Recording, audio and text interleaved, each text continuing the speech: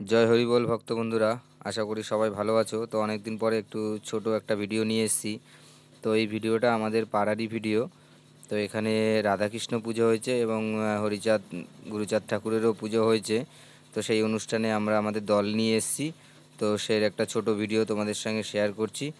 আশা করি ভিডিওটা তোমাদের ভালো লাগবে। জয় হরি বল বলে আমার চ্যানেলে একটা সাবস্ক্রাইব করে দিও।